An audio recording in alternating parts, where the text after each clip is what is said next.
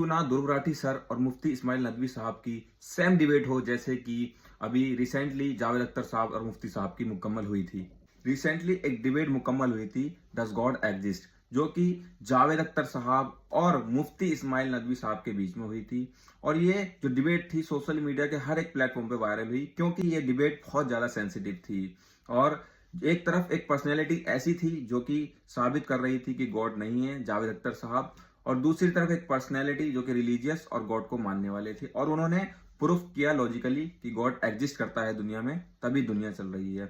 मुफ्ती साहब ने जावेद अख्तर साहब के हर एक क्वेश्चन का आंसर दिया था, लेकिन जावेद अख्तर साहब नहीं दे पाए उनके सवालों के जवाब। और इवन आप देखेंगे कि जावेद अख्तर साहब से मुफ्ती साहब के जो इंग्लिश के वर्ड्स थे वो भी समझ नहीं आए।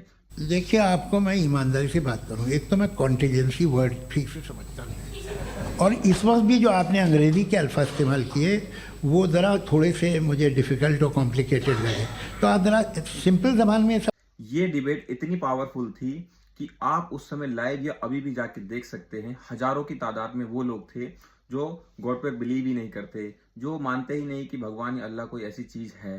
और उस कमेंट सेक्शन में हजारों की कमेंट ऐसी भरी हुई हैं जो उस डिबेट के टाइम तुरंत कहते हैं कि हमारे कुछ सवाल थे वो हमें मिल गए, और वो मानते हैं अब कि हाँ गॉड है। तो इस तरह की जो डिबेट्स हैं बहुत जरूरी हैं, जिस वजह से सोशल मीडिया पे ये बॉम्ब की तरह फूटी है।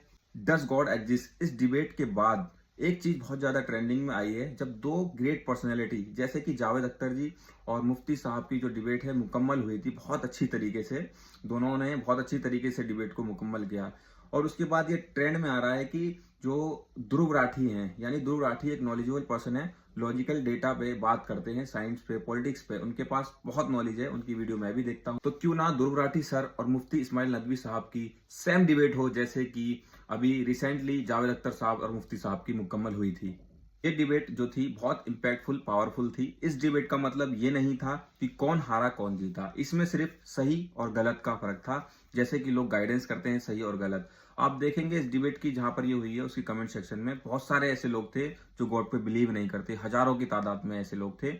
और इस डिबेट के बाद उनका यकीदा बढ़ा और वो गॉड पे अब बिलीव करते हैं। आप जाके देखेंगे कमेंट सेक्शन में तो पता लग जाएगा। ध्रुव राठी सर और मुफ्ती इस्माइल नदवी साहब की डिबेट से यूथ पर बहुत फर्क पड़ेगा, क्योंकि दोनों ही नॉलेजेबल पर्सनैलिटी है।